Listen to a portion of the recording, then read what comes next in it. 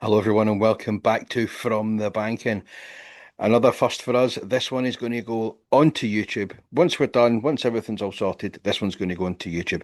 I am today joined by my usual partners in crime and the people that keep me in check.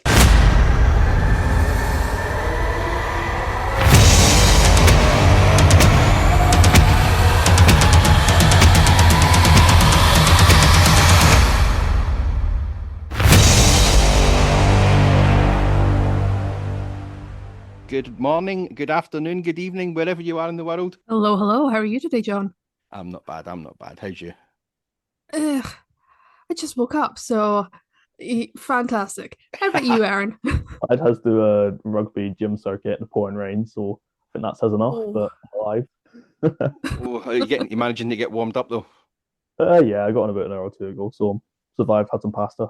Happy days.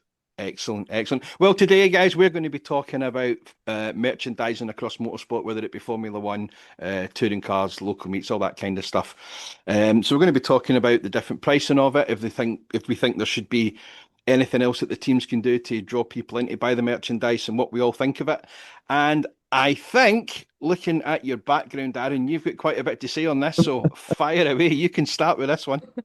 Yeah, right. I'll start. So I think we'll start on the pricing of merchandising today because it's a hotly debated topic most of the time. So obviously, motorsport not a cheap sport at all. Whether it be for the drivers, for the fans buying merchandise, it's not really going to be cheap. However, as you can tell behind me, I've got quite a bit much. So I think if we're talking about motorsport merchandise, you've got to look if you're going to look at the prices and it's too expensive and rah rah rah about that. You've got to look at other sports as well to compare it. Like if you're looking at American sports, particularly like the NHL and NFL, if you look at that compared to like buying like a motorsport themed top, I've just got a microphone there. Then you obviously look at the prices. I think like the NFL sell jerseys like £250 a pop, and it is crazy prices compared to like stuff you get in motorsport. So honestly, with motorsport prices, when you get the debate of it, I don't think it's that bad. You know, yes, it can be expensive, but then again, there are other options like maybe a Lego car, for example, or just hats like Napa. There's plenty of options around motorsport. It's not just limited to like getting a top or anything else like that. That's very, very true. But I think in the grand scheme of things, merchandise, whether it like you say, whether it be t-shirts, whether it be thing, it is literally there to bring money in, isn't it? Yeah, That's I mean, that's the main goal of it. It's not because the fans have to be wearing that. It's just to make money. yeah, I mean, to us, not a fan always wants a bit of merch. I mean, I love a bit of merch, for like McLaren or whether it be for Napa or Accelerate, any of that. I think a lot of fans would agree with me on that. That merch is quite a cool part to, and quite a cool way to represent Yeah, sort it of does who show you your support allegiance and to a support. team, doesn't it? yeah. Yeah, definitely does. I mean, I think motorsport is quite good for it because you do get quite a lot of options around the place. I But mean, do I you don't know think what you there's guys think do about you it. think there's enough options? There could be more. I mean, like, I'd like to see some more options of stuff. I mean, because when you think motorsport merchandise, you do think mainly like just hats and tops. You don't really get many other options. Like, I'd love to see like some, I don't know, coasters or whatever from McLaren. Why not? Hmm. Why just random stuff like that? It'd just be Hmm. cool to have. Chuck on your Well, desk. Hmm. McLaren have I keep getting all these things on my feed about like phone covers, McLaren phone covers Yeah, and stuff like that. I mean, got fake Yeah. I don't know if these are fakes or if these are not fakes. But what I will If say, it's from Quad Lock, then it won't be because mhm, Oscar Piastri was gets sponsored by them. So yeah. if it's from Quad Lock, then no. Hmm. One thing I will say is though, when it comes to the merchandising, I've spent a lot of time in different countries around the world, and there is a lot of fakes out there, and some of them are really, really, really good. And I sit back and I can't justify how these teams, I don't even think it's the teams that set the prices in all honesty. I think it's the F1 store or the Castor store or whatever it is, how they can justify the markup they've got when these Yeah, countries like Thailand, China, and that can put it out for a third of the price. I would say supply and demand. I mean, Hmm. you look Yeah. at like the Formula One merch compared to like the touring car merch or whatever, or like I'll use my local football team for example compared to like Scotland. Like a Scotland football top probably put back about £100. On my locals, football tops be like 50. You know, Mhm. it's all to do with supply and demand, really. Because I know if my local sell their shirts for £100, nobody's going to buy it. So it sort of goes like But that. do you not think if Formula One having the global reach that it has, I know we're picking on Formula One here at the moment, but Yeah, the global reach that Formula One has, they wouldn't have to inflate their prices to make loads of money because they're going to make loads of money anyway. yeah, yeah. I've got a fair point there, to be honest. Or do you think the prices are set that high because they know they'll get it and they're just that greedy for the money? I wouldn't say greedy, but I would say they're probably that high because they know people are going to buy it and they know to make a bigger profit off it. Hmm. Which, But when is you're that looking not at it from a is that not greed?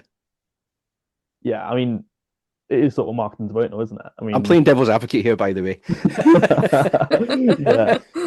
When you look at it from a marketing point of view, then of course, if you put it on £50, everyone's going to buy it. But then if you price it up and up and up until people stop buying it, you're going to put it as high as you can where people still buy it regularly. And I mean, Mhm. it's always going to be like that. Unfortunately, that's just the way merchandising works, right, isn't it? Yeah. I I, think the one thing we haven't talked about is obviously the how much it costs to produce these items. mhm. Yeah, And that's a good point. the yeah, because while yes, again, I'm playing devil's advocate here. Yes, the t-shirt might be 100 quid, but it may have cost F1 90 quid to make, for example. Well, Yeah, So they can I still quickly need show to, you this, Amber? Quickly show you this, right? yeah. So this is uh, a gilet, a McLaren gilet from the Castor store, right? Yeah. Wasn't particularly cheap.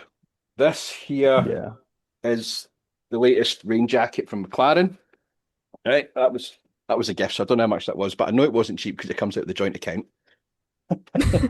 But last year at Silverstone, the F1 store had what they called the F1 outlet. So this was all Mm. the previous year's team wear, right? So I got this uh, Oh, that's quite nice, actually. Yeah. stake team Yeah. t-shirt. I got McLaren t-shirt. I got a Ferrari t-shirt. Every one of these was 15 quid because it was out of date. 15. 15 quid because it was a year old. It wasn't the current team Mm. wear. So if they can sell it for £15 and still make a profit, why can they not Mm. bring the prices down of Yeah. the current stuff? You know what I mean? That's a Mm. good point to bring into it. So I think everybody who's listening to this will be thinking, well, how much is a current year top go for? Well, you see, at the moment we're currently in limbo. At the time of this recording, we're currently in limbo because the new season hasn't started. Yeah. They haven't released the new things. But places like Castor, for example, they used to, I don't know if everybody knows this yet, but Castor don't make McLaren team kit anymore. It's moved to Puma as of 2026. So Castor have a really big sale on just now. So a polo shirt, I have one here from 2024. One of these ones, but the new style was £80. And if you go on the website today, as of this recording, it's down to 32. And they're still making a profit and they're still shipping them out. Yeah. I'm It just does looking bring a on good the, bit. sorry, I'm just looking on the Ferrari web, the Ferrari F1 store section. Mhm. And again, they're on a clearance. They're selling a hoodie like what I'm wearing now. Mhm. Would have originally been £108. It's on clearance for £54. Mhm. And again, How there's much was the certain original things. price, Amber? £108 So exactly. they've basically 50% off. Yeah. Yeah, I'm trying Wow. to think, see if there's anything else interesting or But they're obviously you guys still keep making talking, a I'll keep profit on looking. it. They're still Yeah, making a profit on it. must But be. why can they not? Do you know what though? There's a lot of people with money in motorsport and go to watch motorsport, but that doesn't help the people that have probably saved for 12 months to buy a single ticket. They Yeah. can just about Mhm. afford to go to the Grand Prix, so they don't have any spare money when they get there. It doesn't help them. Yeah. Yeah. Yeah, I mean, I I think I. think Sorry, yeah, Aaron, on go you on. go. No, All fire right, in, I'll go fire in. on. I think F1 especially is very expensive for the merchandise. Which I think is why these are quite popular that the F1 hats you do get because they're very compared to the tops at least, very affordable. In terms of, not 108 quid for a Ferrari top, maybe like 30 quid for a Ferrari hat instead, which I think a lot of people would rather. And I think that's where the likes of fan-made merchandise comes into effect. The likes you'll find on Etsy and Redbubble, where they're hello Shadow. Hello, Shadow. You did say the This- cat would make an appearance at some point. Yep, here he is. Go on. For all those that are not watching on YouTube, it's a lovely black cat that just walks right in front of Amber. Yes. I would love him, but my God, is he a pain. But that is where the likes of fan merchandise come in from, Redbubble, Etsy, etc., etc. They can on Etsy, I know they can set their own prices, and typically they tend to be a lot cheaper. For Christmas this year, I got my partner a Charles Leclerc phone case because he is absolutely obsessed with Charles Leclerc, but admittedly it didn't fit his phone, but regardless. Still got it. He still got it. That's fine. Exactly. The thought is there. It was 15 quid for the phone case. Mhm. And if I went on to Ferrari, you have to basically quadruple that price for just a single phone case. Yeah. So 60 quid for a phone case, I think, unless that phone case is going to protect your phone against a nuclear bomb, I think that's a bit Exactly. expensive, Exactly. Like, so that's when people fall to these fan-made merchandise. yeah, I mean, realistically as well, that phone case will probably be around the same strength as a fan-made one. I know what it is just a Ferrari logo stuck on it, maybe a couple sponsors, and it's made by Ferrari, so hike the price up. Why not? Yeah, Exactly. no, totally understand. But do you know what, guys? I've just thought of something there. See when I'm not going to say if, I'm going to say when this podcast gets bigger and bigger and bigger, does that mean that the new merch that's coming shortly, which I will talk about later on in this podcast, we can just inflate the prices because everyone wants the name? That sounds like a fun. Clearly. Yeah. Clearly. Theoretically, yes. In the terms of like goodwill, probably no, but No, it's not a thing that we yeah. would do, in all honesty. Yeah, okay, I'll talk about it now. So we have been looking into merchandise from the banking. We've been trying to put our heads together with different merch that we think people would like. So yes, there will be t-shirts, there will be polo shirts, there will be hoodies. But on the other side of things, he likes a hoodie, don't you, Aaron? I'm always in a hoodie, aren't I? I mean, every single one on TikTok's in a hoodie. Pretty much. We're also things like water bottles, beanie hats, caps, possibly phone covers. I can see why the Ferrari one is so expensive, but I can also see how much they're making on it, if you get what I mean. Key rings, all that kind of stuff, and anything else that any of our lovely listeners would like to suggest, we can possibly brand it. So that is going to go live by the end of next week. It is on what they call a POD system, so it's print on demand. So on the website, there'll be a link. It'll take you to our store. You can choose what you like. They fulfill it and send it out for us. But yeah, the merch store is coming by the end of next week. Everybody excited for that one? Very. I mean, I just waited for Amber to suck on our vape there before I asked that question. Yeah. I'm going to ask a question for the viewers are going to be asking as well. How long will the delivery time take for the merchandise? It's usually between 7 to 14 working days. That's not that bad, to be fair. It takes a couple of days to print it, and then it will get shipped out from the manufacturer. Basically, the way it works, some people might know this already, but instead of having a massive outlay of buying all this stock and having it sitting somewhere and sending it out yourself, it's so much easier. Especially when we're doing this, when you have your stuff that you're doing, Amber has her stuff, I have my stuff. I don't particularly have time every single night to be going through stuff.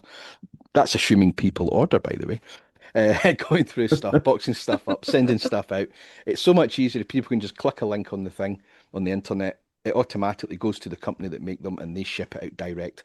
But it ships out direct from the banking packaging as well. So it's not just a brown box with a travel mug in it type thing, you know.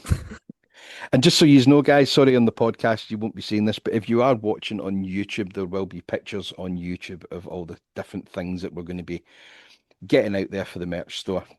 So yeah, it's going to be very competitively priced, and I've no bones about it, and I really couldn't care. We are literally making 50 pence to a pound on anything that is sold. So the prices you see is more or less what it's costing to get it manufactured and sent out. Anyway, back to the merchandise for motorsport. Yes, let's not make ourselves out to be some kind of gods. I think one of the things that I really enjoy, and I think a lot of people will enjoy, is how motorsport merchandise, especially Formula One merchandise, is becoming more easily accessible. I mean, for example, I was able to get my 3 Formula One Funko Pops. I've got Valtteri Bottas, Lewis Hamilton, and Max Verstappen. I was able to get them at exactly. I was able to get them at my local game store for, I think it was something like a tenner, something like That's not that. bad. Yeah. So it's becoming a lot more mainstream, obviously, with the new tiny little Lego figures, Lego blind bag, whatever. It's becoming a lot more, not necessarily accessible, but it's becoming a lot more widespread. You can go down to your local Tesco, Asda, Morrison's, and you will see, oh, it's Red Bull, or oh, it's McLaren. Like, you'll be able to find it more or less wherever you go, and you don't need to be paying these ridiculous prices. What I would say is as well, just as like a customer announcement type thing, that jacket that I showed you earlier on, the waterproof one, that's actually 3 years I've been waiting for that, because the first year, the other half clicked on a link to the store. They took our money. They never sent it. It was a scam website that looked very, very, very like Formula One store. The second year, same idea again, except the money got refunded through the bank this time. So just be very, very, very careful when you're going onto these websites that it's not sending you to a dodgy link somewhere. Yeah. Just on the topic of F1 merch being more accessible and that, I mean, like even at touring car weekends and that, if you go down, I want to say around Duffus area, they've got all the stalls, like all the random bits of merch and that. You get some It random. used to be around the back of post the 8. hairpin. Yeah. Yeah, by the hairpin. Yeah, I mean, that's where you got like the official stuff somewhere. Like, I know what you mean down there, but there's, I don't know what to call them. There's like just. It's just a standard wholesaler reseller, isn't it? Yeah. To be fair with you, Aaron, that's where I got this, and this is obviously the Mercedes jacket, but that was £100 just for that jacket, and that was off the stall at Knockhill at the touring cars. Yeah. I mean, just get yourself one of these instead for 30 quid. I mean, yeah. I mean, I'm just saying. Here's the thing, Amber, being on the committee, and I don't want to bring them in to Tingy, but do you think there's anything in the pipeline for SMRC merch, for club merch, for the Marshals merch? But we did have hats at one point. Now, I know the hats and that were given out free, and if you did so many meets, you got this and you got that. But if they had a POD system at the local club level, I know Croft give out a lot of stuff, but I don't know if you have to buy that. Do you have to buy the Croft stuff? I don't know. I've never done Croft. You do. So like the Croft Marshals hat and that, you still have to buy them, which is absolutely fine. Because I know SMRC did have a deal with a company a couple of years ago, and that's how we got the polo shirts and that. We paid for them, we got them. I think that kind of dried up. Just wondered if there was something else in the pipeline for it again. That was all.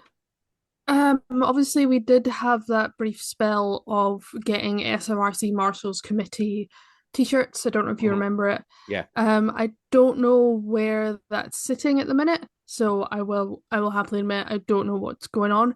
If it's something that you think would be great or would be more accessible or at the highly moment, used. at the moment, it's I could only say for me, it would be handy because Yeah. I would buy it, you know. It would need, like Yeah. you say, it would need to be a guys, here's a wee poll on the Facebook page. Would Yeah. do you think that type of stuff? That type of thing. Yeah. Obviously on the SMRC page. Yes. I don't actually think I'm The part of the SMRC Marshals. So I think Yes, you are. I added you the other day.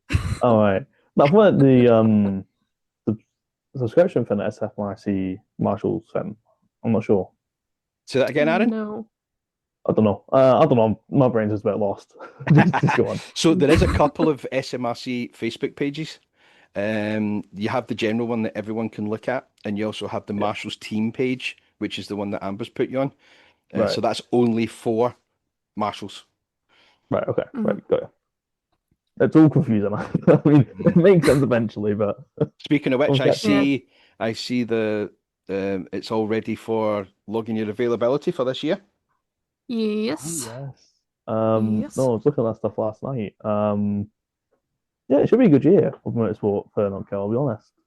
Looks all good. Mhm. I believe the first race is anti-clockwise as well. Yeah, both days. Yes.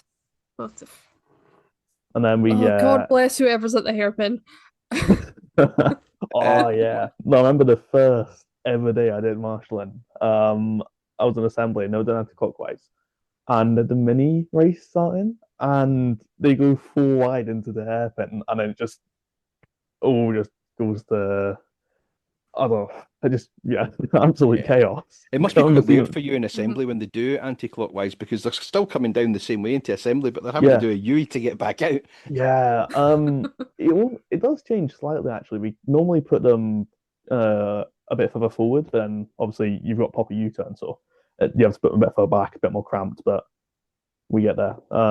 We survived, so we're all good somehow. Nah, assembly's good. Mm. So what do you think, Amber? Do you think there's enough merch out there for motorsport in general, or do you think there's the it's been the smaller merch like the keyringy stuff that's taken up by the I don't want to say the word and I don't want to tar anyone with this brush, but the counterfeiters? Um, Do you think it's not worth the big companies making this wee stuff? yes and no, because so F1 teams, I don't know, a keyring costs say £1 for them to manufacture. They're not gonna miss the pound that they made on a single keyring. They've got enough money to make God knows how many keyrings at £1. Yeah. So it's really, I guess, in a sense, seen as insignificant for them. And if they sell it, great. If they don't, also great. But in my opinion, I think that F1 teams really should be polling their fans, or just even if it's in person or through their newsletter or whatever, polling fans, seeing what they really want. Because I know I, for one, I don't need a new McLaren shirt every year. I don't need a new Red Bull hoodie every year, as you can tell, because this one still says Aston Martin Red Bull Racing. That was a long time ago. A lot of people don't need or want new merchandise every single year because it will still say, oh, I'm a fan of Red Bull. Oh, I'm a fan of McLaren. Oh, I'm a fan of such and such. And so really something new, something interesting. Like, for example, I gave a very good idea of a phone charger or a portable phone bank or portable phone charging bank. I know And a phone Aston charging Martin bank did would be ideal, especially when you're at a circuit because there's generally no way to charge your Yeah. phone. exactly. It's I quite know, good, power banks. yeah. I know Aston Martin did one. I was only able to find a second-hand listing on eBay, but I know Aston Martin did do it, and I think if it's decent enough, then loads of people will buy it, not just for when they're at circuit, but for, everyday life. I'm pretty sure you both carry a power bank to you at work or school just to ensure that your phone I've got stays all topped that. up. Exactly. Yeah. So But because it's these big useful. companies aren't making them, is that where your Etsy's and eBay's come Yes. in with somebody buying a cheapish power bank and putting a sticker on it and saying that's a McLaren one? There you go. Yeah. It's not official Formula One merchandise, but it's still No. It's still a I power mean, bank and it's still Formula One themed. So I Yeah. think when you get a sport as big as, well, not a sport, a series as big as Formula One, you're always going to end up with um merchandise that isn't really merchandise. It's the Hmm. um stuff made by people just in the living room or something. You're always going to get that. I mean, like you look at football and that as well. You always get some stuff like that as well there, and that's just such a big stage show, really, isn't it? mm, Hmm. I think the one place I've seen, the one series I've seen that hasn't had that is actually, well, there's two, Formula E and Drift Masters. I have never seen fake merchandise for either of those series. Obviously, I've seen some of the Etsy stuff, but I think for both of them is literally just mhm, one candle that says yeah, this smells like a Formula E car or whatever. You know. yeah. I think this is a Formula E cap. I don't know. I think I managed to pick it up somewhere. I think it was Knockhill. I picked it up, but it's got that written on the back of it. Oh, it's the esports team. Oh, Yeah. right. Um, Yeah, that's quite Is interesting. that Formula E, or is that? Do you think that's the no, like the Dakar thing, That's or online. Like, you know, where you get your video games sim like racing. F125. It's sim the racing? Okay. Mercedes have their own team in Yeah. this, and it'll be on that. Which Yeah, Ah, to think but about that you don't again, get. that was it said it says AMG Petronas on the back, so somebody that doesn't really know, but they'll kind of have an idea about Formula One, they would probably think yeah, that was a Formula One hat. Yeah, But that yeah, hat itself was, I think, was £9 yeah. that's not compared bad. to. Oh, I can't even show it now because it's fell off my thing at the back there. But there's a McLaren, no McLaren, a Mercedes F1 hat that we got free at Hmm. Silverstone. All the teams, well, I say all the teams that wanted to put something into the Marshall's goodie bag. And to be fair, that hat was about 25, 30 quid that we all got, and over the Hmm. six, 700 marshals that were there, and support staff, that everybody got one. That's quite a bit of money they've gave away, right Yeah. enough. So, do you think that's something that happens at every Grand Prix, or do you think it'll just be something that happens at like home races for teams?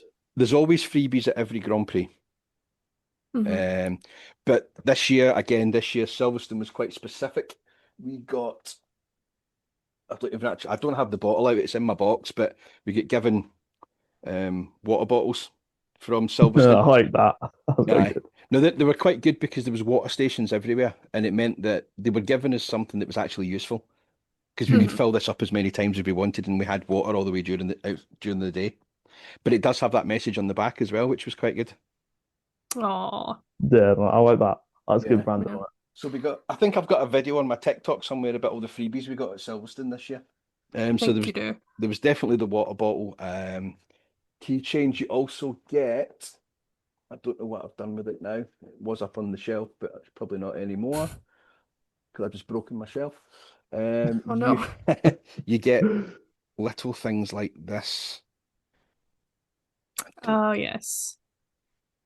And the more That's Grand Prix that it's like a little you get one at every Grand Prix that you do, like the British one anyway, and you can make it into a ladder. oh, right.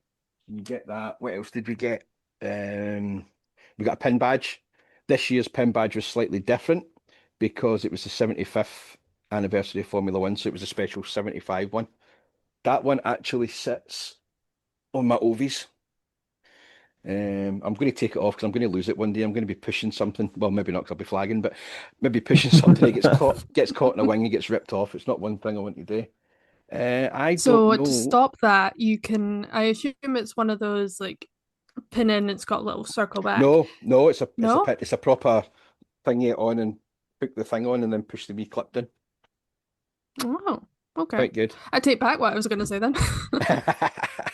Over behind there, which you probably can't see, which I will just quickly do this. Move that round. Now you still can't see it. Behind there is my Marshall's tabard and stuff, and Mm, the Oh, right. Yeah, I've seen what you tipped up yeah. before. yeah, the meal vouchers and all that kind of stuff that you get, but that's supplied by Silverstone, that stuff. Aye. But then it's still pretty expensive to do a Formula One event anyway. Yeah. Yes, the camping is free. Yes, but you've still got to buy your food while you're there. So it's either an Aldi, Lidl, Tesco, Morrison's, whatever.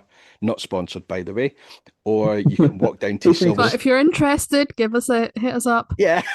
Yeah, come on, Aldi's. Come But on. you also Aldi's can on the walk way. down to Silverstone Village.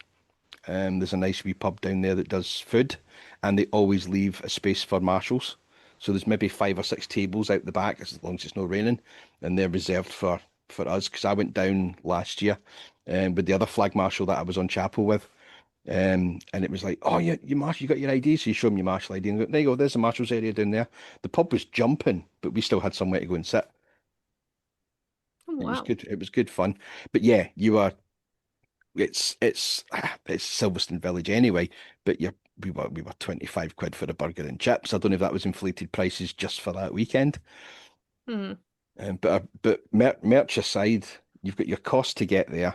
If you've maybe 4 or 5 years going, you probably are better hiring a camper van. So you've got the cost of that, the cost of your food. Um, Once you're in the circuit, they do supply you with a lunch, which gets delivered to post. Um, but yeah. So merch aside, it's actually pretty costly to marshal the Hmm. Grand Prix as it is anyway, which is why I love having Knockhill only an hour away because I've now started. We now do full weekends at Knockhill. It's Saturdays and Sundays. I now go home on Hmm. the Saturday night and just come back on the Sunday morning. Yeah. 'Cause I used to camp out up there, and I'm just getting a little bit too old now to do that kind of stuff. And I've just realized I was looking at that camera, and it was that camera that was on. Doing well today. That's Um, going to look great on YouTube, isn't it? yeah. I mean, I'm quite lucky to have Mockhill literally just, I think I go down like 3 different routes and then I get to Mockhill, which is like a 10-15 minute drive on a good day. Right. So I'm quite lucky with that. So if there's anything on Knockhill, whether it be like the testing before the touring cars, whatever, I can Well, really just do pop you up. know what though, Aaron? In all honesty, I'm probably only one, two, and I'm going to count that as one because it's one big, massive, long road. Three, four. I'm only 4 roads to get to Knockhill from where I live. So if I'll take out. You go out my Pick up the street, industrial you go road. down to the Yeah. main road and then onto the motorway. So I've got the main road and then I've got the motorway. Yes, it's 3 motorways, but I don't have to stop. It's a slip road, slip road, slip road. So there's 3 motorways. Then I come off to go over the Kincardine, the no the Kincardine Bridge, the Clackmannanshire Bridge. So that's one big long road, and then I turn at Pow Mill. So I've really only got 4 roads as well. Yeah. Really, really. See, I don't know. I know you come from Glasgow side. Yes. Amber, do you come from the same side as yeah, West or East Coast? I come from Perthshire side. Right. So do you go through like the really dodgy junction on the way to Knockhill? Or is Which that just a one? me There's thing? lots. The one where you come down, you've got like a 180-degree corner and it leads onto the road you're on and it just cuts down like this and it's very dodgy 'cause you can't really see around the corner, see if there's a car coming. Probably, but I can't drive, so I don't really look at roads. I'm just kind of still Yeah. in the back seat of typically my mother-in-law's car and just half asleep. Yeah, no, I mind on the morning of the October Sunday, the being it got Mm. oh, can't speak. The day that got called off. I remember sitting there in the heavy, heavy fog, going through this really dodgy junction, like holding on for my life. Obviously not driving, mom's in the driver's seat, but it's terrifying. But we're Wasn't alive. that the meeting that was it yourself, John, that put out a warning for a sheep on the road? That's the Yes. one. No, it wasn't a sheep. It was a cow. Cow, there we go. I was coming over from it was the road from Pow Mill to the circuit, and halfway down that road, in the middle of the mist, I mean, it was like pea soup. My headlights just hit this dark shadow of a cow standing on the other side of the road, and I'm like, did I just see that? Did I not just see that? I got to the circuit. I'm like, did anybody else see that cow? Did anybody else see that cow? And there was 2 or 3 people that seen the cow as well. It wouldn't be the first time on a trip to Knockhill that there's been sheep on the road, deer on the road, Hmm. cows on the road. It's literally such a good place for the circuit because it's away from anything that is habitable, really, apart from Hmm. farms and that type of stuff. Yeah. You're I not mean, it going to makes get any sense. noise pollution and stuff. It makes sense the Mm. sheep being there considering Knock Hill is on a sheep farm or an old Yes. sheep farm.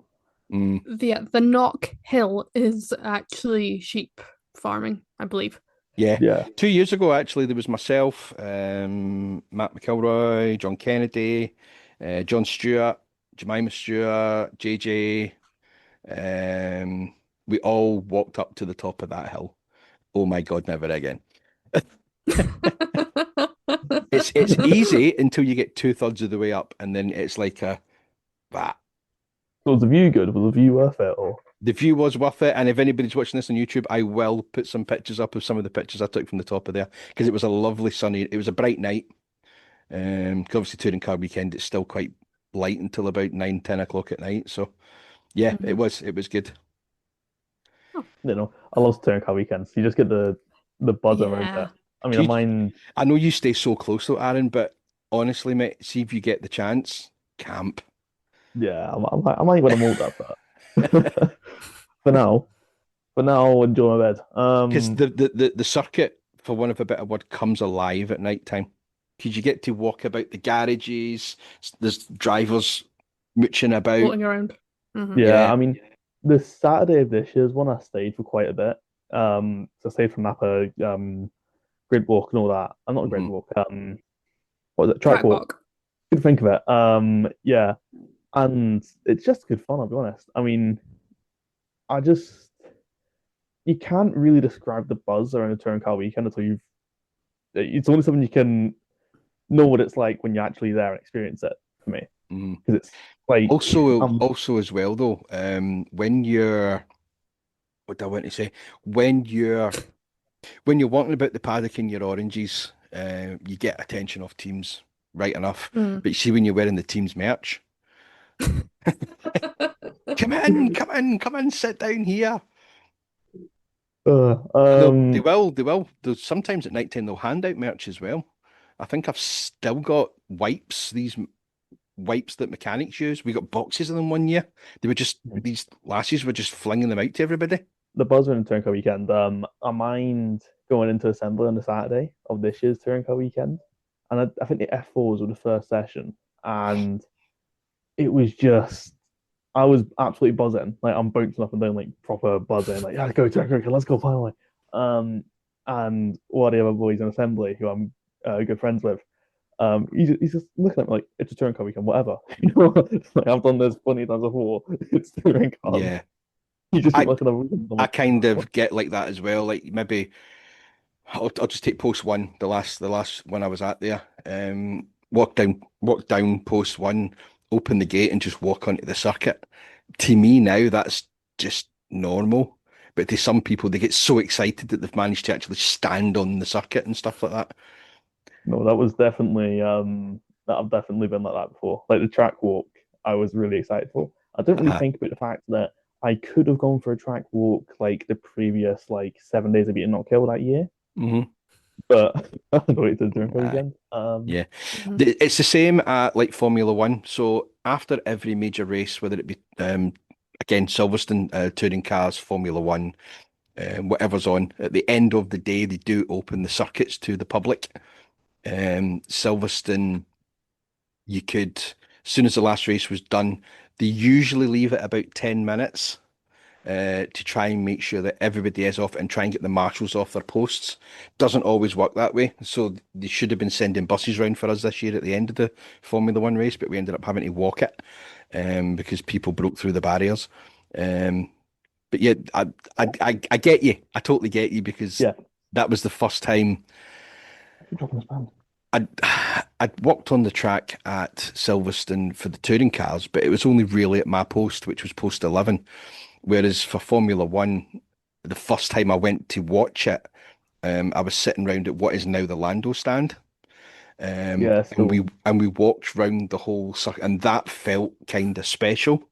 yeah, But when I went back to the Formula One for Formula One there, I'm walking about the track at Chapel, and I'm like, it's just another bit of tarmac again, isn't it? yeah. I But mean, I totally get it. Totally get it. I really want to go. I'm trying to convince my mum to go to Croft this year for the touring cars. I'm not going to Okay. marshal the touring car weekend and not kill this year. So sister's birthday, 18th birthday, is on the Saturday, the touring cars. It's all right. She'll have 19, 20, 21. Exactly. Nah. But yeah, I can't commit to doing Sunday. Never mind. No, the Saturday I'm definitely not doing. But yeah, the Sunday I might end up going up just as a fan and just going about interviewing people to do whatever. So you see me on No, Sunday. no, no. You're going up to get exclusive TikTok footage. That's what you do. I mean, I can't commit to marshal it, so if I'm free, I might as well. You know Because what I I must mean? be honest, to see as soon as I get enough signatures for Formula One, I'll generally make sure I've got a buffer of maybe three or four. But I do Mm. try to at least one day, not one weekend, but one day, in a SMRC season, I will spend walking about, not on a post. Um, Again, it's for footage for different things, but it's also a chance to go around and speak to people on post as well that you wouldn't normally get to speak to during the day. Mhm. Um, Plus, you get to go down to the Knockhill merch store and stuff and stock up on all that kind of stuff. So is everybody? So we're all. Do you think we're all agreed that the Formula One merchandise is probably slightly overpriced? I would Mhm. say heavily, but it's quite pricey. I mean, I don't know what the current state of play is with it being the end of season. I know there is a lot of discounts and things coming on. But would any of you recommend buying from like Formula One store or that kind of stuff? Because you can also now go to the Adidas store and buy the McLaren stuff.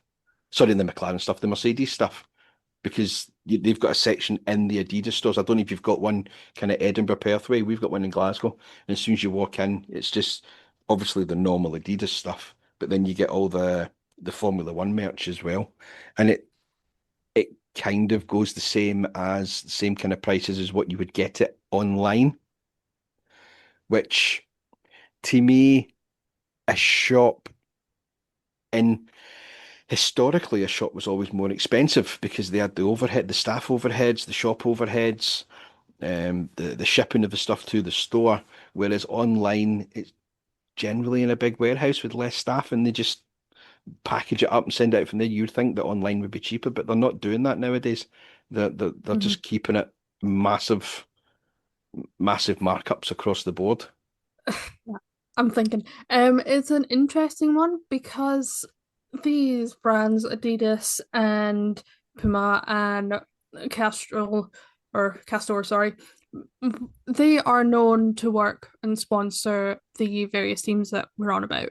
So you'll know that you're getting legitimate, actual merchandise from them Hmm. rather than, again, as we've been talking about, a fake or something that isn't 100% legitimate. So I've got no problems with the sponsors selling them. Hmm. And for the F1 store, obviously it's the F1 store, Hmm. they sell everything.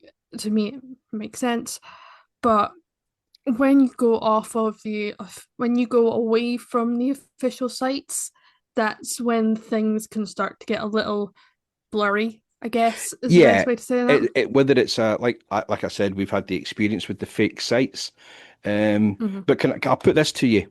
Do you think that I'm going to say the decent fake sites, right? Or the decent sites that sell the kind of fake merchandise, it is opening up to the less fortunate in the world. They can't Mhm. afford the big prices. Mhm. Um, but then I think would it still be classed as illegal, wouldn't it? Because they're making fake I copies of believe the so. original. Yeah. Yeah. But but then did they get round that the same for talking say your Taylor Swifts of the world? She redid the whole album. What did she changed like two words in each song to make it hers? All your fake has to Something like do is maybe change your sponsor from Pirelli to mm, Pirello or something, and then I don't know. I hmm don't know. I feel it's not fair on some of these really, really passionate fans, but they're just not in a financial situation to go out and buy it. yeah, yeah. That's where I think because these teams are they've got a lot of money. We know Hmm. this. It's when they just start doing like giveaways and things like that. Aston Martin was prime example. They've got a fan club called I Am or IAM where you sign up, it's completely free and You can sign up to competitions, to giveaways, to things like that. And yes, it's obviously not guaranteed that you'll win, but there is a chance. And if more F1 teams kind of gave that opportunity, then potentially we could have that. Essentially, that's a way for people who are, say, well, you're still sorry, Aaron, you went black on my screen for a minute. Sorry, yeah, no. Potentially for a way for people who potentially can't afford it to get them, or I know at a Grand Prix, if you go to the fan stage that you were talking about, sometimes teams will have these t-shirt cannons or hats that they will just throw into the audience. Mm-hmm. So I know I'm saying, the teams probably are trying their best to get yeah, it out to everybody. Yeah. yeah, yeah. But who do you think would be responsible for, it's not something that we could ever do, but there's got to be some way of getting in contact with these teams to say, listen, we know you've got a margin to make. We know you've got this, but you've also got this market, which is very, very, very under fueled with goods because they can't afford it. But then you don't want to also have, say, buy a McLaren t-shirt without all the sponsors on it. And then so Mhm. you would say somebody would say, oh, somebody's bought the cheap t-shirt, it's not got the sponsors on it. Do you know what I mean? Well, surely the sponsors should be taking on some of the cost to You would reduce think so, yeah. cost. Yeah. So Pirelli, I know they're on pretty much absolutely everyone's, but if they could take, I don't know, if they could pay 50 pence and take that off the cost of the final product because they've got their logo on it, or Android or Dell, I'm just naming ones that I can see, or Hmm. Petronas. If they could take off some of the cost, and Formula One teams have got enough sponsors that if it was 50 pence each, 20 pence each, whatever, they would be able to get their merchandise down to a decent cost, Yeah, in my opinion. totally agree. Totally agree. So it's probably more on the sponsors to be putting more into it than, Yeah. yep. Because the sponsors pay to have their logo on the car, on the merchandise. So, Hmm. Hmm. I do like how, I know it's not merch, but is it Williams have done it? And I think Red Bull's done it in the past as well. And one race a year, they have like a competition to get your name put on the car. And they make yes. the design of the car and it's actually got your name. I don't know how you would actually get a picture of your name, if you know what I mean. Yeah. Unless they had video from all sides in super slow-mo that you can 25,000K that you could zoom right in and see it. But no, it's a good thing to say, oh, I had my name on that car until somebody says Mhm. prove it. But maybe Williams actually put it on, took a picture and sent you it as a personal photograph to say, look, there's your name on the car. Potentially. It might be like what Napa did for the Race Against Dementia.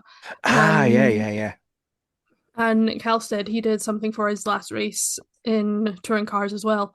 Hmm. They just you put your name, you signed up, put your name in a little form, and then however long it was later, you'd get, at least with Napa, it was a full Google Drive folder full of photos of the various different names.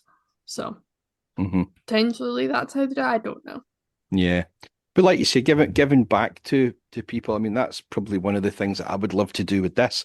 Um, Mm, if we get the money from YouTube, um, it could go towards things like at the end of the season, probably not this year. It would need to grow yeah, exponentially, but at the end of like 2027 season, every marshal at Knockhill would get something from us as a wee, yeah, there you go, even if it's just a water bottle or something.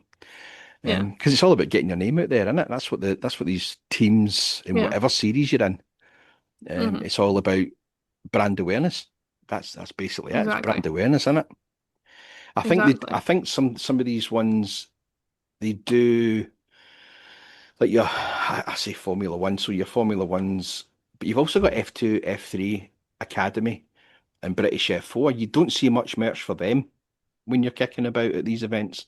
It's Yeah. all F1, all F1.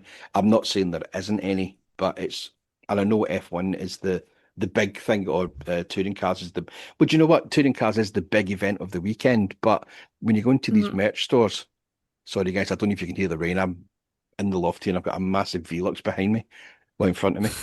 Um, you go to these merch stores at touring cars, and it is all the smaller stuff, um, but not the support series. You don't see any jackets from the Mm. mini challenge. You don't see any jackets from the legends. That type of stuff. But is that because the teams haven't had it made to get it sold?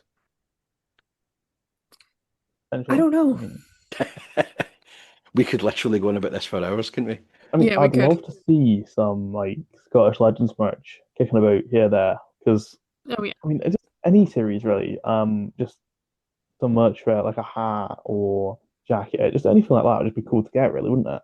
Yeah, Yeah. I think there is Legends merch out there, but it's really only for Legends drivers and Legends teams, because I have seen the Scottish Legends do have a logo, that some of them have got beanies with the Scottish Legends logo on it. Mhm. Um, the other thing as well, I do it. I don't think I have to do it. I don't know if it's in the rules or not. But I will tend to lean towards a team that doesn't have a blue hat, a yellow hat, a red hat. Do you know what I mean? I mean, Yeah, McLaren are quite easy to sport then. Sorry? McLaren are quite easy to sport then. Yeah, but I don't know if you've that's a not. lie. I've got a pink McLaren hat right here. Yeah. Just don't buy But the pink one but you know what? I then. think Aaron's actually hit on something there, because again, and I keep going back to it, but at Formula One this year, the amount of marshals that were wearing McLaren teamwear, and I don't Mhm. think 100% of that's going to be because they support McLaren. I think it's going to be because they don't want to have a red t-shirt on, because Mm. it's kind of frowned upon, if you know what I mean. They Mhm. don't want even the stake one. It's black, but it's got flashes of bright green on it. And Mm. if you're having, I know the rules are you should keep your overalls on all the time, but if it's sitting at 41, 42 degrees and you take it off and they come out for a practice session, it could be seen. Yeah. So I think there's maybe quite a bit of that involved as well. Yeah. So Iron Brew should probably be getting on it and sponsoring because you know. Good uh, idea. yeah. So you're welcome, Iron Brew. The Iron Aye. Brew bit, something like that. Just send every club in the UK just a whole bunch of merchandise. There you go. And you'll probably increase your sales as well. Aye. Iron Brew, just send crates of Iron Brew to every circuit in the UK. It's all orange. We're all Yeah, good. yeah. Could you Except imagine Keep it doing down at it, like but Brands Hatch or something? What the hell is this? don't, because I remember I took a can of Iron Brew down to Formula E not last year, the year before, and I was sitting drinking it, and the English marshals I was on post with wanted a taste, and Mhm. so I'm like, yeah, sure, no worries. So I poured them a bit, and they just went, "What the is this?" Yeah. Well, And I'm we like, have, you probably know this, but in fact, Aaron will know this as well. We have a very popular gentleman that comes to Knockhill from the northeast of England. And every time he comes up, the teams buy him a crate of Iron Brew. who is this on the right? yes, our lovely photographer. That's the one, Mr. Fisher. That's the one. I think I've heard of him. I'm not sure. You definitely have seen him. Is Yeah. he flat out photography? No, that's John Stewart. No, Right. I'm not he there. is just Lee Fisher Motorsport or Lee Fisher Photography, one Yeah. of the two. Yeah. Shout out to John Stewart, by the way. Good luck in the Motorsport Awards. Yes, we have all voted for you, don't worry. Yes. But yeah, Lee, I think it's the Legends drivers generally buy him a crate of Iron Brew every time Yeah. he comes up. Saying that, Yeah, I because can't go anything apart from Iron Brew. I don't like that sugar-free stuff. I don't like there's Iron Brew X and stuff. I'm not too keen on that either. Don't know. no, I've got a bottle of Iron Brew in the fridge here. nah. I just do my juice. G2O, give me some of that. I'm happy. Yeah. Do you know what I'm going to do? I'm going to put this in because it's going to go in the YouTube video, and I'm going to say and I just my microphone. Ah, well, there's a bit for Who's about YouTube the or for the microphone? trailer. There's a bit for a trailer. Let me just put this back in. This is my cheap one. I'm waiting on my good one coming. Right, there we go. That's solid. Right. So Iron Brew, if you're listening to this, Marshall's overalls with a big Iron Brew can on the back would look amazing. It would. So It would. if you would like to sponsor, even just sponsor the Scottish Marshals, the SMRC Marshals, we'd probably need, I don't know, maybe about 100 overalls, different sizes. But if all else fails, just an orange Marshals uniform with an Iron Brew can and a From the Banking logo on the back for us three would be phenomenal. Yeah, we'll take that. We'll happily take that. But they need to be probing overalls. Yes, that's the only problem. Aye. So if you can't do overalls, then maybe like a t-shirt or a big like patch that we can sew on the back, or Yeah, an Iron Brew patch would be quite cool, actually. I like that. I got a new patch the other day. It arrived. Ooh, I think Amber, you probably already have one of these, but you'll appreciate what it is. I very much do appreciate it. I have no idea what that is. No. Well, if you don't know what this is, you will know what this is. Oh, I've never been a Star Wars person, I'll be honest. It's Get them off this podcast. No, these are not. This isn't the best. The best ones you can buy nowadays are like the NeoPixel ones, but this is an original built at Disney in America. And you think the merch at Formula One's expensive? My God! I mean, as someone who owns 3 of the NeoPixel lightsabers, probably at about the same price as what you spent on that one. Yeah. And is this changing probably better quality from the Jedi or something now? Or? No. At least you know what the names are. I know a little bit. And yes, that is the Jedi logo, as far as I'm led to believe. Right. Pure luck, I'll tell you that. So you'll see that somewhere on my overalls, probably after the training day, because I don't want to get it mucky until after the training day. You're going to the training day, Aaron? Yeah, it should be, yeah. Good stuff. See, I've been kind of on the fence about going to the training day because I technically don't need it. Because I'm the same, but I always do every single year. Yeah.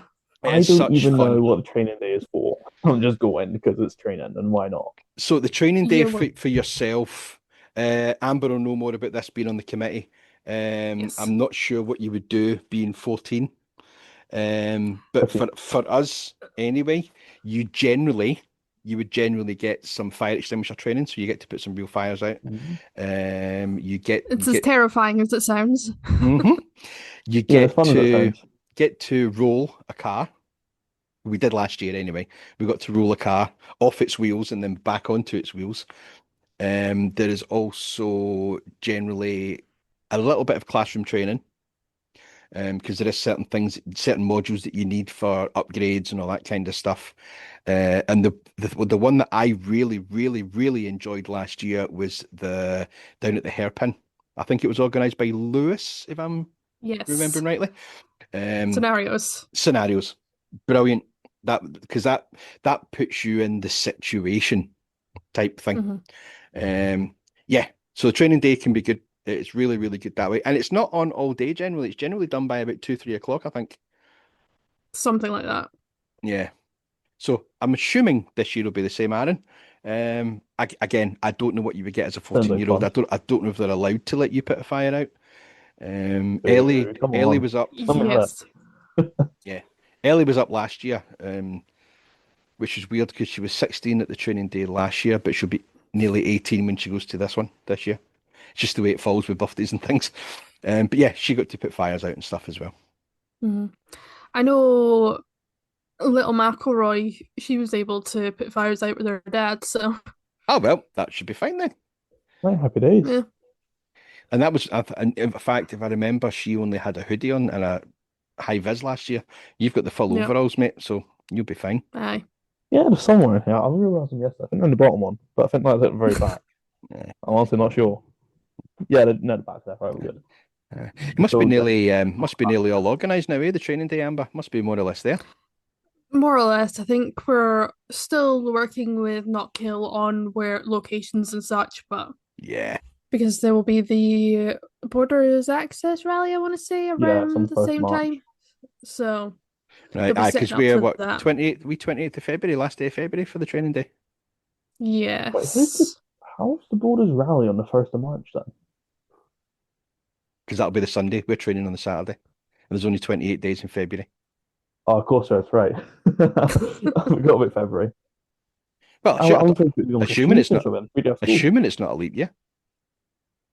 Uh, No, it's 2025. I think 2026. no. No, it's 2026. I don't know. Oh, I meant to say, Amber, According, Mhm. I forgot to add this into my lightsaber thing earlier on. I do have all the kyber crystals to change the color, Oh, nice. but like I said, the NeoPixel's a lot better because you can just twist it and change colors and stuff. Yes. Press the button, yeah. Yeah, we'll get there. We'll get there. I was in Galaxy's Edge and I had to buy one, so you pay for the Makes experience. sense. It's 200, I think it was 250, 280 quid or something to do it, but it's more Hmm. the experience. You get to go into the Yeah. cantina and you get to have the person there as the actor doing the whole thing and building it and uh, Yeah. See, if it was me, because I guess because I've already got a lightsaber, I would want to build a droid. mm. There's a lot of people. The BB-8 ones look really good. I don't know how they Yeah. work, but they look really good. Yeah. Aaron's like, was BB-8? And I Exactly. don't really hate it. They're not that bad. I feel like the Lego Star Wars games, but I've never watched Star Wars. That's what I'm missing. I think I've got one question for you. It was actually yourself, Aaron, that brought it up. Recently, a piece of merchandise, I think it's like a Topps trading card, a limited edition. Oh yes, this yeah. Yes, with a singular piece of apparently of a zipper off of Oscar Piastri's race suit that's sold for 40K. Forty What thousand is your dollars it sold for. It is literally like the zip that goes up here. They've got a bit of it cut out, put it on the Topps card, and somebody pulled out a pack and sold it for $40,000, which is a bit insane. Like just a bit? I get that that is a very cool piece of merchandise to have, but like it's like some people will buy like bits of rubber from a racetrack. Yeah, when we Go just to go the about and trading pick it up and card, shove it in my yeah, pockets. go and pick up on trash. Look like a broom, just brush up like a whole like I don't know pound of it, you know. You'll get a lot. Exactly. But yeah, no, I it's think, again, it's a personal thought. I think that's just profiteering at its most extreme. yeah, Hmm. has to be. But then, Um, what's something worth? Something's worth what somebody's willing to pay for it. Yeah. yeah, of course. I think when you Um, come to your mass marketed Formula One stores and stuff, that's slightly different. Your one-off pieces, they're worth what somebody's willing to pay for it. You yeah, I can mean, have all especially types like of numbers. Sorry, Aaron, go for it. yeah, especially like the trading cards and that. I mean, all sports you get trading cards that are like you look at them and you think, how on earth is that selling for like $1 million or whatever, how much it Hmm. sells for? But Hmm. then it's really big to those fans and they will pay a lot for it. Hmm. So I Yeah. think trading cards, they Yeah. are cool things to have, but Hmm. then also if you want to have a really like exclusive thing, like a one in one, you're gonna have to dig deep in pockets to get it. Yeah. Yeah. Or I get very think lucky. I think as well it depends on your country for stuff like that as well. Because I don't know if any of you ever heard of this guy on YouTube, Tyler Hoover. He's got a YouTube channel called Hoovy's Garage. And for talking sake, he had a Mercedes SLR McLaren, which is probably worth, to him, it was worth 500,000 because of what he'd done to it or everything that he'd sorted out on the vehicle. And it went to auction and it sold for 400K, whatever it was. And he was gutted. In this country, somebody goes on to WeBuyAnyCar.com and they say that's what it's worth. And that's what they pay. There's none of this. It's worth 500,000 because I've done this, this, this, and this. It's like, nah, website says I can get it for that. Or I can go into Auto Trader and I can get it for that. Yeah. Hmm. It's also, so it's kind of, I think it's also where you are in the world. It'd be interesting to go online actually. I might go onto Amazon or one of these websites later on and make the website think I'm in America and see Hmm. if there's a difference in price between Yeah. buying a McLaren t-shirt here and buying a McLaren t-shirt in America. to see if there's any Mhm. difference. Because Yeah. we're going on holiday in a couple of weeks, and a guy Ooh, has done a fancy. review. Sorry, it's just came up my screen there. 10 minutes left. Um, there's a guy online done a review on it, and he says, uh, "I'll just pull it out. It's Mickey Mouse ears, right? So these Mickey Mouse ears in Disneyland Hong Kong are $10. The same Mickey Disney ears in America are $50, but they're made in China, so it's a lot cheaper to. There's not Mhm. as much traveling cost, I suppose, but I can't see that much of an expense on a traveling Yeah. cost when you're shipping so many of them at the one time. Yeah. Yeah. Yeah, money's always going to be a touchy subject in it when it comes to merch and how much things are worth and all that kind of I stuff. guess end of the day, it depends on your preference, whether you're willing to spend X amount of money for merch. Because, I Mhm. mean, there are ways around spending a lot of money on merchandise. I mean, like, I know the touring cars, Quick Fit, to my experience, the last 2 years, I think they have given out free hats. Mhm. Yeah. We got Dunlop hats the last couple of years, didn't we? Or was it Goodyear? Goodyear ones you said, aye, Good years. the white Yeah. ones. But there was nothing at this year's touring cars, or did I miss it? There was nothing. We got LKQ Auto Parts umbrellas, Umbrellas, but Yeah, I it yes. mind them. I'll be yeah. honest. I'll be honest. I managed to get three of those, but only because I've got Ellie and Lewis. Ellie picked one up. Fair. Lewis picked one up, so we've got three. Yeah, that's fair. I think me and Chris got two. Mm. And I think we've had stickers on that as well before, haven't we? Like Liqui Moly stickers, and in fact, I'll have a look. Liqui Moly. Ass. Yeah, there was Liqui Moly and 750, but I think that was a bike meet one.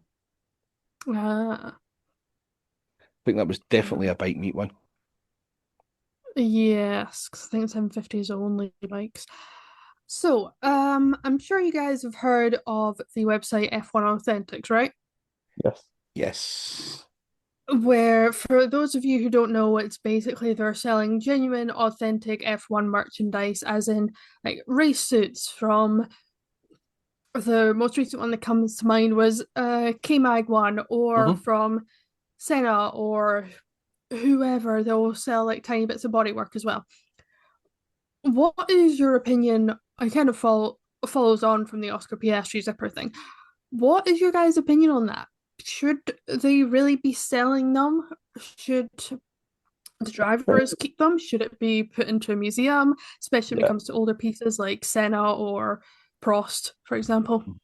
I think I'm gonna go back a few. I think this was 2023 or four this happened. Fernando Alonso's side pod went up for sale. I want to say his Aston Martin one, and he put a bid on it himself because he wanted it. I remember he was at an event and he was talking about it, saying, "Oh yeah, this auction's done. I need to see if I've won my side pod." Because he put a bid on for it, and he did. But I suppose I think they should ask the driver first. You know, are you right for sale this, or do you want it? Um, Mm-hmm. but there, Fernando, by the sound of things, didn't really get a choice. Yeah, he bought his own tripod, which I suppose is going to cost money at the end of the day. But I think it would be better to give the driver an option and then sell it if they don't want it. Mm-hmm. Cool. I'm going to try and put a methodical head on, being the granddad of the group here. Uh, so these things that we're talking about, like your race suits, all that kind of stuff. Now, these drivers are sometimes wearing three different race suits a weekend. So when the weekend is done, what happens to the race suits? Do they get recycled, or are they just binned? I know just from different places I've been, museums, Selfridges in London for talking sake, they have race worn suits from different people. But at the moment, I'm not going to go into 26 yet, but there's 20 drivers wearing three suits each. That's a lot of race suits at the end of the weekend. Do they wear 50-50 them? Do exactly. they get washed and wear them again? I highly doubt it on that type of money. They probably wear a brand new one every single time.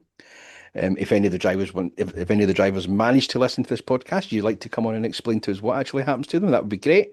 That's what I think happens to them. So doing what you're talking about, Amber, is probably a good thing in a way because it's a type of recycling. Hmm. Um, I think some of the prices can be overflated, but again, it goes back to what I said before. It's worth what somebody's willing to pay for it. Um, Hmm. but yeah, from from from my point of view, yes, it's a good thing because it cuts down on waste, and Yeah. something's got to happen to them. So why not? Fair enough. Fair enough. On that sort of similar vein, I've already put it in our segment ideas, is around Goodwood Revival and Goodwood Festival Speed, talking about these cars that are years old, like for example, the first ever championship winning F1 car. What are these cars and the people in some cases? Is it worth parading them around when they potentially could be on their last legs and should probably belong in a museum? Uh, I would say I honestly it's a bit of a good way to have because I mean Jim Clark's museum. I don't know if you guys have ever been. It is quite cool. I mean, they've got some of his old cars. They've got one that he won in 500 in there as well. They look cool in a museum. I think they look cooler moving.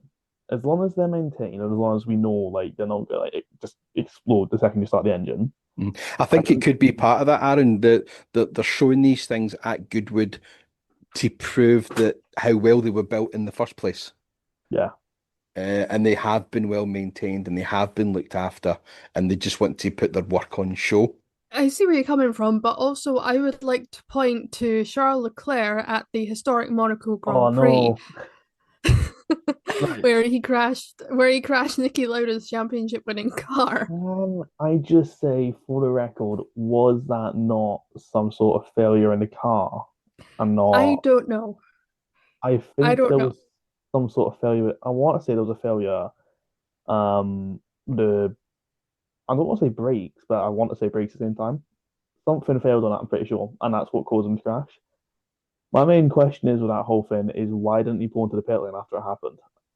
I mean, that's my main question with I haven't looked too much into the historic Monaco Grand Prix. All I know Hmm. is that Charles Leclerc crashed a championship winning Ferrari and at his home race the Yeah, week before that his home race. that is There's Charles something not that coming on this. the teams would have thought of that though, because it's drummed into us that motorsport is dangerous and things can happen. They Mhm. probably will put it down to a pure accident, and probably the team that are involved with the car have already rebuilt it. Well, they will have done by now. It will be Mhm. rebuilt. The only thing it loses is maybe a little bit of history of that mark there was from him, from when that car scraped along that water, something like that. Mhm. I mean, what's his name? Roman Grosjean.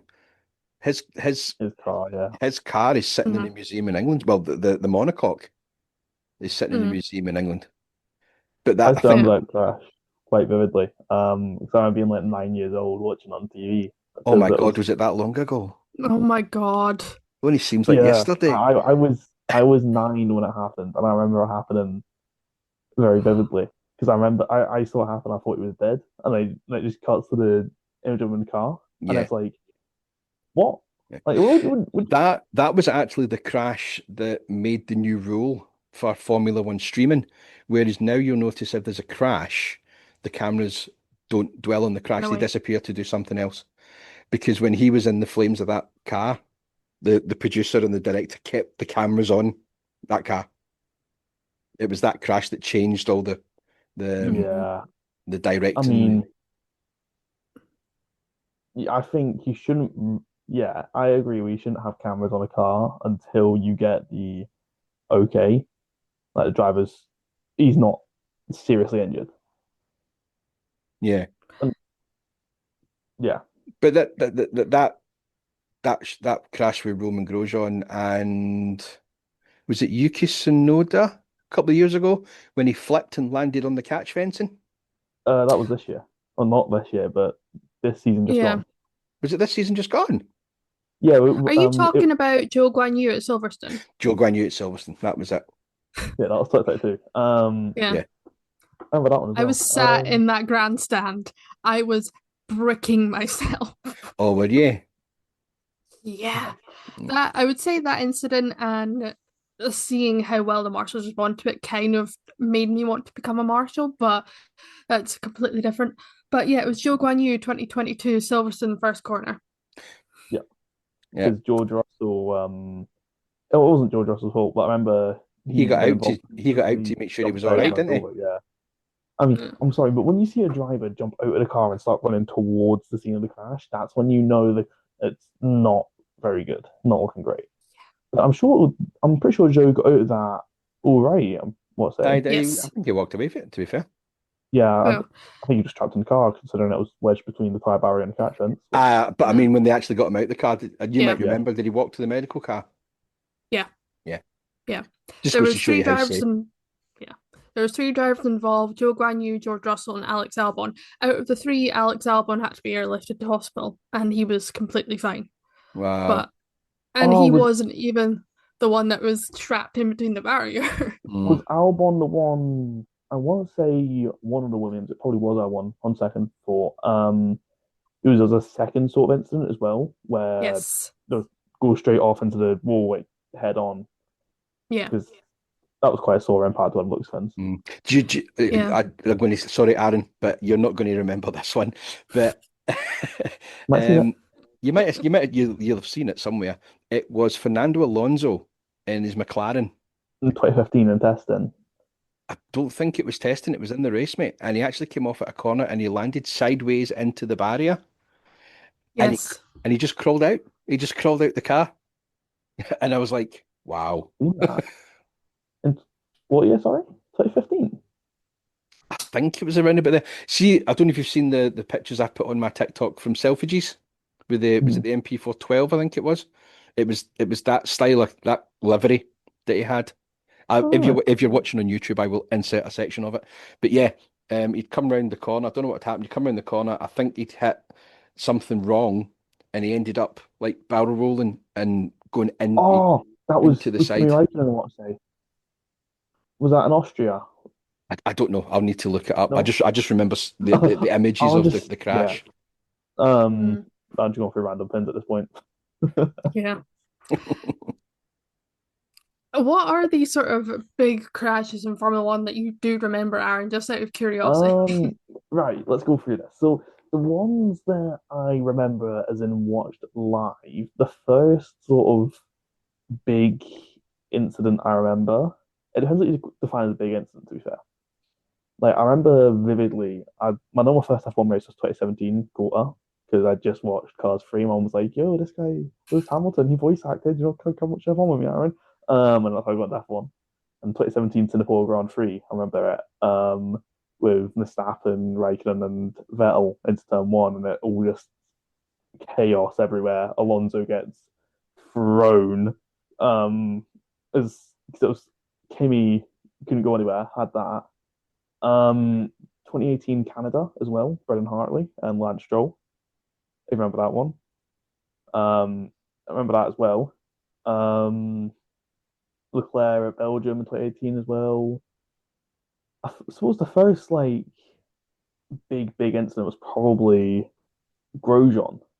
I remember that. But the first one Mm. that like properly scared me was Lando after it.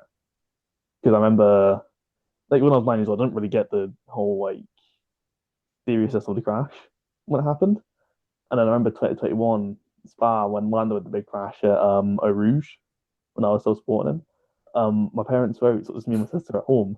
I remember I was shouting so loud, my sister came downstairs. She thought we were being robbed or something.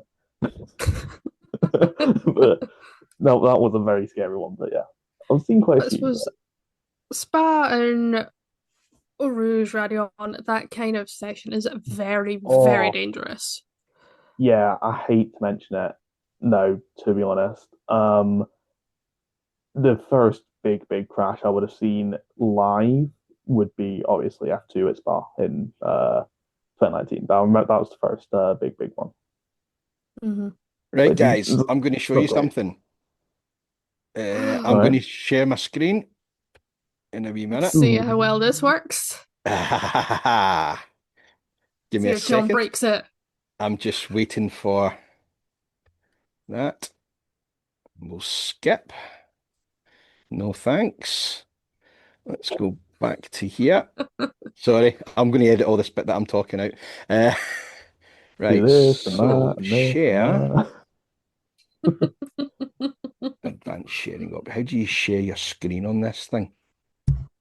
So you'll go down the bottom, you'll see this big green button called share. Click on that.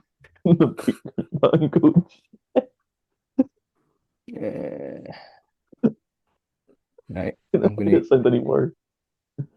to, hold on a wee second. Oh, I've Hey, got you something. did Hold up. it. So what do you Oh, have? I've just got That Marshall fella started screen sharing. Right, two um seconds. currently I've just got a black screen. I mean, I'm not sure that. Oh no, I can see it now. There we go. Can you Oh, see it Hey, now? Alonso and yeah. Gutierrez. No, That's I the Yes. remember this one. now. Let me see if I Yeah, can. So, obviously I didn't see this live, but I remember this quite vividly. so for everyone watching on YouTube, this is the crash between Alonso and Gutierrez in Australia 2026. We do our own commentary. 2016. Aye, 2016. Oh, Oh, yeah. Jesus. Doesn't really get any better looking at it again. Keep in mind this was Haas's first ever Grand Prix as well. You can see Alonso's car. There's Haas, Destroyed. there's Alonso up there. Just gets out. Oh, yeah. I remember he said something on the lines of, "I knew my mum was watching on TV, so the camera gets absolutely assassinated." That was an absolute crime to the camera there yeah. for Michael. And yeah, this shot always sort of surprises me. I mean, Oh, yes.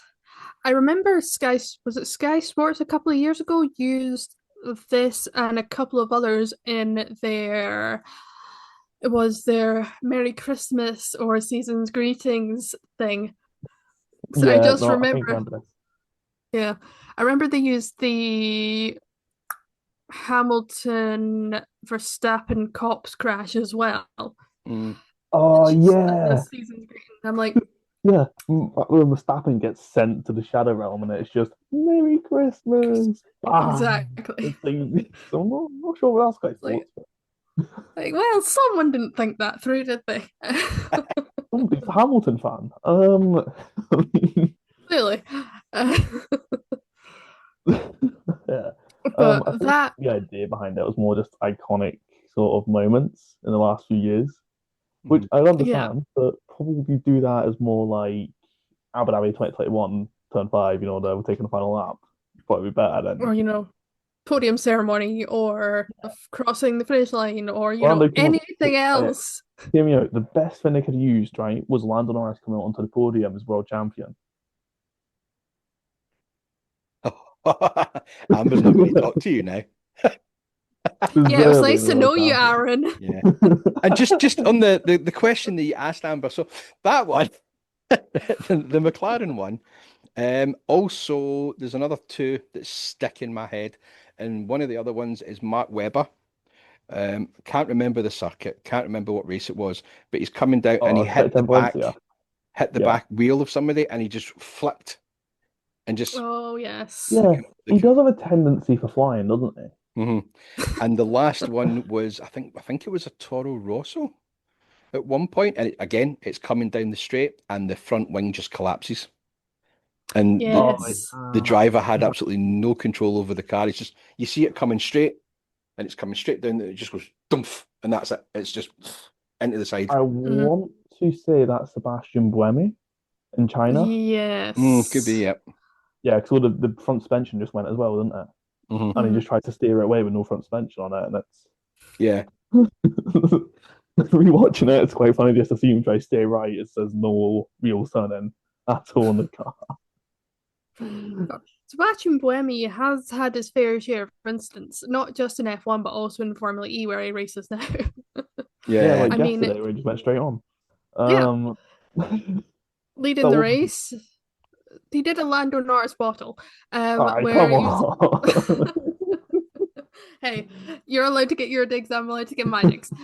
Where he was on pole position and just as soon as he got to turn 1, just forgot to turn by the looks of things. I mean, the worst bottle I've seen on the starting grid is probably Oscar Piastri in Azerbaijan in 2025. Okay. I mean, that's all I'm saying.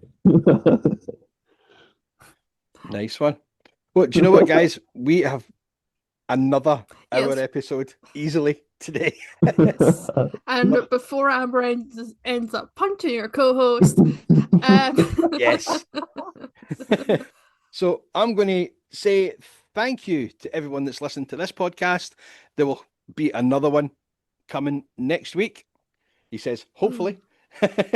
We'll see how we get on. But no, thanks to everyone for listening to this podcast, and thanks to Amber, and thanks to that. There we go. And thanks to the Cadet Marshal. Hey, oh, I'm here still. We will be back with more podcasts. Again, as always, guys, we've kind of, as always, went a little bit off topic, but we've gave you a really, really, really interesting podcast to listen to. Thanks very much for listening again, and we'll see you next time.